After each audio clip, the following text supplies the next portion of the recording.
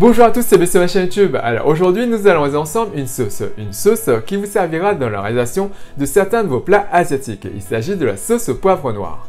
Alors bien sûr, cette sauce, vous pouvez tout à fait l'acheter toute faite dans le commerce, dans les supermarchés asiatiques, par exemple de la marque Lee Kam Kee, donc Lee Kam Kee, et c'est écrit donc sauce au poivre noir. Mais vous pouvez tout à fait la réaliser vous-même et franchement, c'est super simple à faire. Donc n'hésitez pas à en réaliser une certaine quantité, à la stocker par exemple au congélateur et à vous en servir quand vous en avez besoin. Et comme je l'ai dit, la recette est super simple à faire. Et sinon, pour la recette, c'est tout de suite.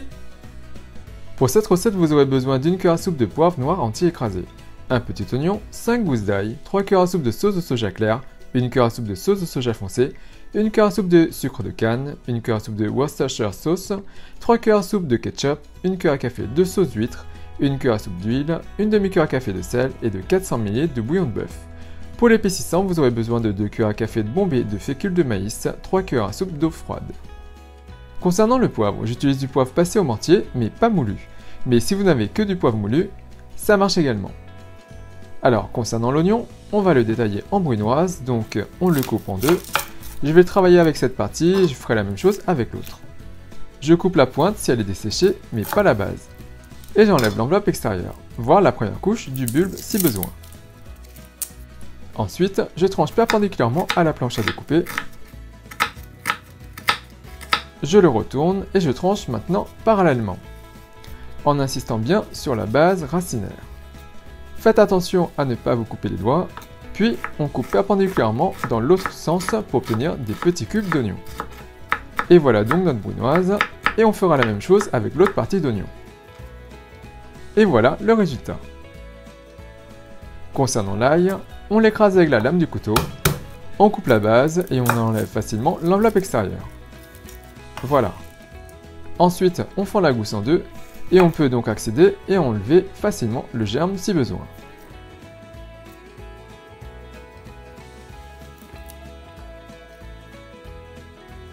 Ensuite, soit on le hache finement, soit on le détaille en morceaux plus petits et on insère le tout dans un presse-ail.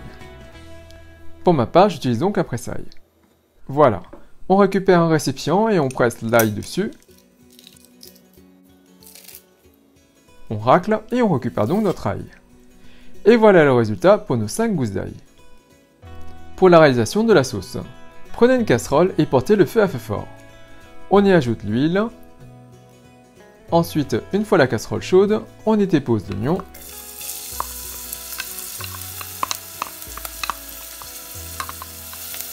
On fait revenir un peu.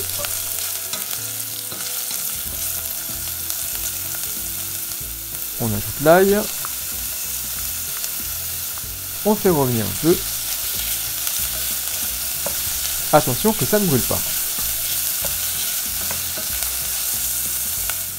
Ensuite, on y dépose notre poivre noir.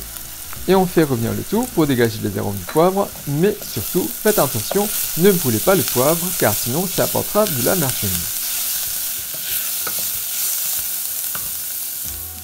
Une fois cela fait, on y ajoute le bouillon de bœuf, voilà, et on attend que ça se remette à bouillir.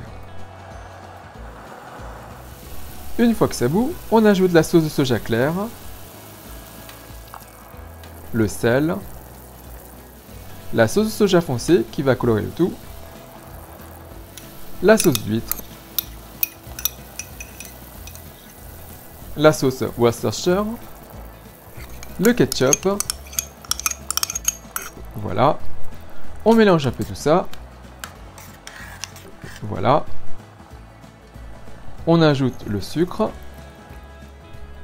on travaille maintenant à un feu au-dessus du feu moyen, et on mélange le tout pour que ce soit bien homogène.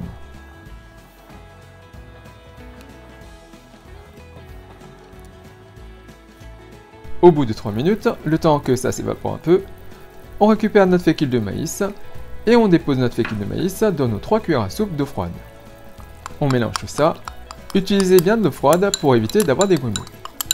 Et une fois que c'est fait, tout en continuant à touiller notre sauce, on va y déverser lentement notre mélange d'eau et de fécule. Ça va nous permettre à terme d'épaissir la sauce. Donc on mélange, voilà.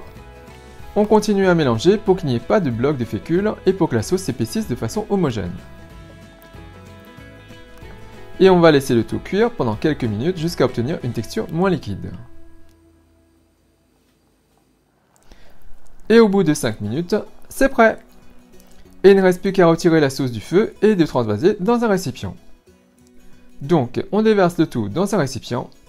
Cette sauce est prête à l'emploi, mais ça se garde également très longtemps au congélateur. Vous pouvez d'ailleurs faire des mini glaçons de sauce. Ça sera plus pratique. Si vous le conservez au réfrigérateur, ça se garde 1 à 2 semaines. Et sinon, il ne me reste plus qu'à vous souhaiter de bonnes préparations.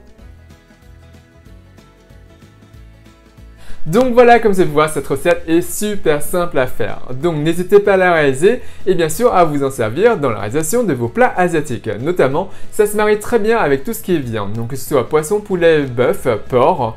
Et franchement, ça dépanne. Vous mélangez ça et vous allez voir, c'est juste excellent. Très simple d'utilisation.